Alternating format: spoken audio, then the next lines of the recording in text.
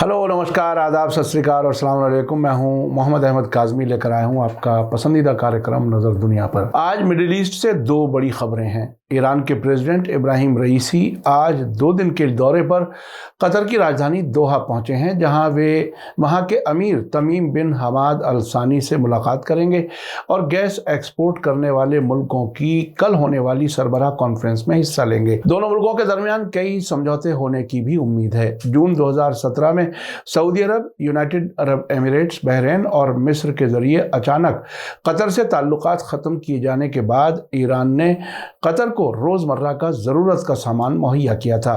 खबर लिखे जाने तक ईरान के प्रेसिडेंट की कतर के अमीर से मुलाकात नहीं हो सकी थी, इसलिए इस दौरे पर डिटेल रिपोर्ट हम कल पेश करेंगे। आज की दूसरी खबर ईरान न्यूक्लियर समझौते के सिलसिले में वियना में होने वाली बातचीत के समझौते के नज़दीक पहुंचने की अटकलों के बीच इजराइल के प्राइम मिनिस्टर नफ्ताली बेनेट ने एक बार फिर ये कहने की कोशिश की है कि अगर ईरान के साथ समझौता दोबारा हो गया तो इससे मिडिल ईस्ट में ज्यादा गड़बड़ी होगी।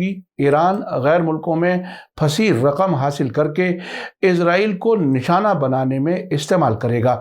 बेनेट का कहना है कि इजराइल ईरान को कभी भी न्यूक्लियर हथियारों की दहलीज पर कबूल नहीं करेगा और वो अपनी हिफाजत में कार्रवाई करने के लिए आज़ाद है। अब से पहले इजराइल के कमज़ोर होने की कई रिपोर्टें सामने आ चुकी हैं, आखिर तक ज़रूर देखें। आपसे गुजारिश है कि अगर आपने अभी तक media star world YouTube channel subscribe नहीं किया है तो सब्सक्राइब कर लें और घंटी दबाना ना भूलें ताकि हमारी हर नई वीडियो का नोटिफिकेशन आप तक पहुंच सके। टाइम्स ऑफ इजराइल के मुताबिक प्राइम मिनिस्टर नफ्ताली बेनेट ने संडे को जेरूसलम में खास और बड़े अमेरिका में मौजूद यहूदी ऑर्गेनाइजेशनों के सरबराहों की मीटिंग में बोलते हुए वार्निंग दी है कि वियना में मुमकिना तौर पर तय होने वाला ईरान समझौता मिडिल ईस्ट में ज़्यादा गड़बड़ी और अस्थिरता यानी इंस्टेबिलिटी बढ़ाएगा। उनके मुताबिक ईरान इजराइल को निशाना बनाने के लिए आज़ाद होने वाली रकम का इस्तेमाल करेगा और साथ ही उन्होंने कहा कि इजराइल ईरान को न्यूक्लियर हथियार की दहलीज पर कभी कबूल नहीं करेगा। बेनेट ने जोर देकर कहा कि ये इजराइल और मिडिल ईस्ट में रहने वाले लोग ही हैं जो वियना में होने वाले समझौते के नतीजों का खमियाजा भुगतेंगे। उन्होंने साथ ही कहा कि अब एक दूसरे पर इल्ज़ाम लगाने का कोई फ़ायदा नहीं है। इजरायली प्राइम मिनिस्टर का ये बयान ऐसे वक्त में आया है जबकि वियना में मौजूद वेस्टर्न मुल्कों के नुमाइंदों ने इशारा दिया है कि कुछ ही दिनों के अंदर समझौता मुमकिन है। नफ्ताली बेनेट ने तर्क दिया कि समझौते के साथ सबसे बड़ी प्रॉब्लम इसके सो कॉल्ड सनसेट क्लॉजेज हैं, यानी वो शर्तें जो आखिर में शामिल की जा रही हैं। टाइम्स ऑफ इजराइल के मुताबिक नफ्ताली बेनेट ने आगे कहा कि 2.5 वर्षों की बातचीत में जो नतीजा सामने आ रहा है उसके तहत ईरान एडवांस सेंट्रीफ्यूज बनाकर उन्हें इस्तेमाल कर सकेगा। उन्होंने कहा कि ज़रा कल्पना यानी इमेजिन कीजिए कि नए समझौते के तहत एक स्टेडियम जैसी बड़ी जगह में जदीद सेंट्रीफ्यूज को काम करने की इजाज़त दी जाए। प्राइम मिनिस्टर नफ्ताली बेनेट ने इस हकीकत पर भी अफसोस जताया कि ये समझौता ईरान को अरबों डॉलर तक पहुंच मुहैया करेगा। नफ्ताली बेनेट ने ईरान के बारे में आगे कहा कि अभी वे बहुत कमज़ोर हैं, रियाल की कीमत गिरी हुई है, वे हिस्ट्री में सबसे कमज़ोर मकाम पर हैं, लेकिन फिर भी नए होने वाले समझौते के तहत दसियों अरबों डॉलर टेररिज्म के इस सिस्टम में वापस डाल दिए जाएंगे। बेनेट ने वार्निंग दी कि इस रकम का ज़्यादातर हिस्सा इजराइल को निशाना बनाने के लिए खर्च किया जाएगा। टाइम्स ऑफ इजराइल के मुताबिक प्राइम मिनिस्टर नफ्ताली बेनेट ने ऐसे 3 पॉइंट बयान किए हैं जिनको नए समझौते में नज़रअंदाज नहीं किया जाना चाहिए। पहला तो ये कि समझौता ईरान को फौजी ग्रेड एनरिचमेंट के लिए एक तेज़ ट्रैक के साथ छोड़ रहा है और जब तक ये समझौता नहीं हो जाता तब तक उन्हें उन सभी सेंट्रीफ्यूज को तबाह करना ज़रूरी नहीं है जो उन्होंने पिछले कुछ बरसों में बनाए हैं। दूसरा पॉइंट जो बेनेट ने बताया है उसमें कहा गया है कि Iran international atomic energy agency IAEA की खुली फाइलों को बंद कराने पर जोर दे रहा है।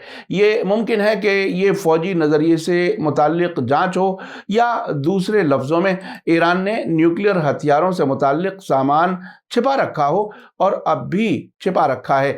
उनके मुताबिक ईरान को रंगे हाथों पकड़ा गया था और ईरान चाहता है कि जिन इंस्पेक्टर्स ने उन्हें पकड़ा है वो उसे भूल जाएं। बेनेट ने तीसरी बात जो कही है वो भी काफ़ी अहम है। उनका कहना है कि ये समझौता ईरानी टेररिस्ट मशीन में अरबों डॉलर की रकम डालेगा, जिससे ज़्यादा ड्रोन जहाज़ों से ज़्यादा हमले हो सकते हैं।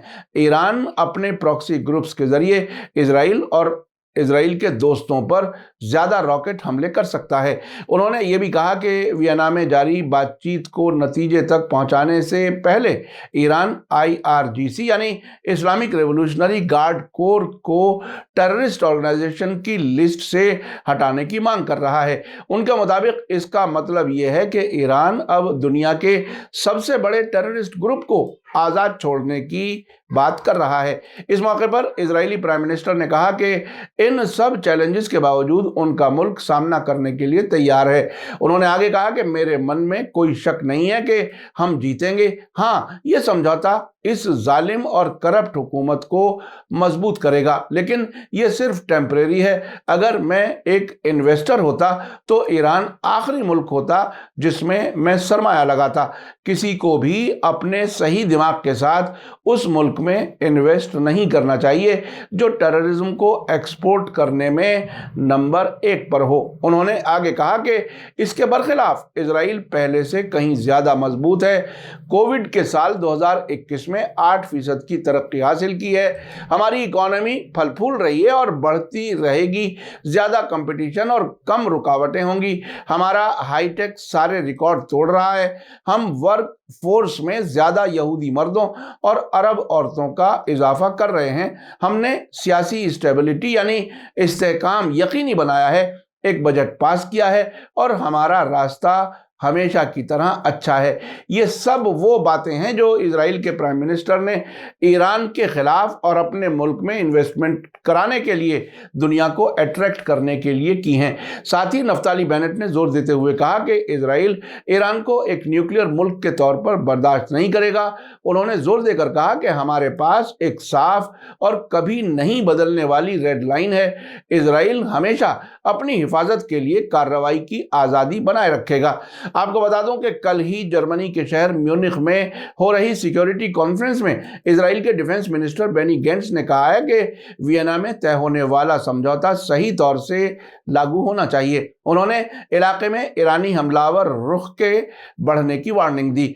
इजराइल के डिफेंस मिनिस्टर की तरफ से ये वार्निंग ऐसे वक्त में सामने आई है जबकि 2 दिन पहले ही हिजबुल्लाह का ड्रोन इजराइल के अंदर 70 किलोमीटर तक 40 मिनट घूमकर iron dome missile defence system और हेलीकॉप्टर्स के हमलों से बचकर महफूज वापस लेबनान पहुंच गया। बेनी गेंट्स ने कहा कि न सिर्फ न्यूक्लियर प्रोग्राम में बल्कि इसके इलाकाई हमलों में भी ईरानी हमलावर रुख बढ़ रहा है। उन्होंने लेबनान या यमन का नाम लिए बिना कहा कि ईरान ने नाकाम मुल्कों को अपने कब्जे में ले लिया है जिन पर वो अपने इंटरेस्ट की हिफाजत के लिए दबाव डालता है, जिसके दौरान वे इंसानी हुकूक को पामाल करते हैं।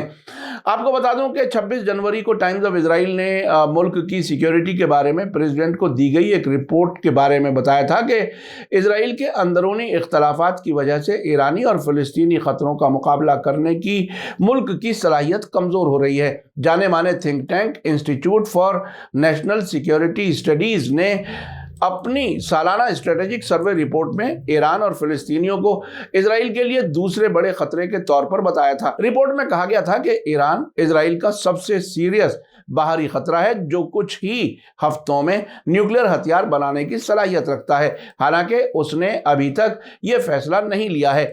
इस रिपोर्ट में वार्निंग दी गई थी कि ईरान इलाके में अपनी सरगर्मियां जारी रखे हुए है और हिजबुल्लाह और दूसरे ग्रुप्स को वो मिसाइल, रॉकेट और ड्रोन दे रहा है जो कि इजराइल की सिक्योरिटी के लिए खतरा हैं।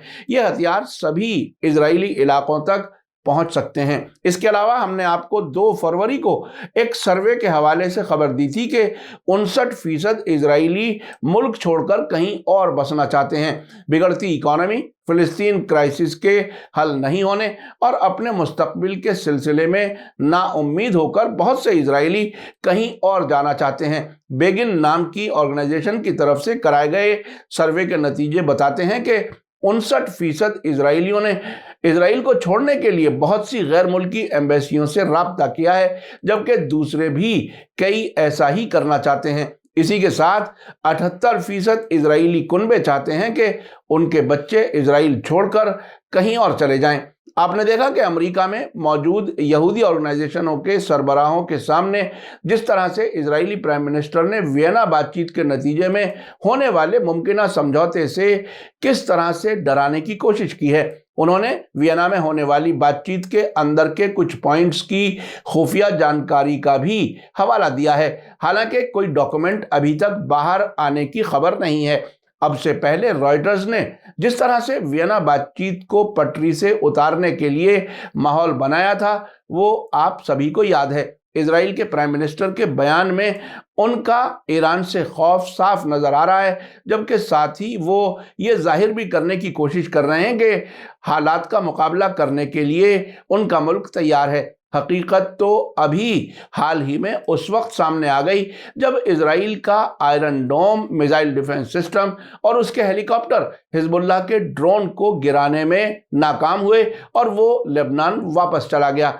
जिस मुल्क के 59% लोग मुल्क छोड़कर कहीं और जाना चाहते हों, वहां का प्राइम मिनिस्टर उन्हें झूठी तसल्ली दे रहा है।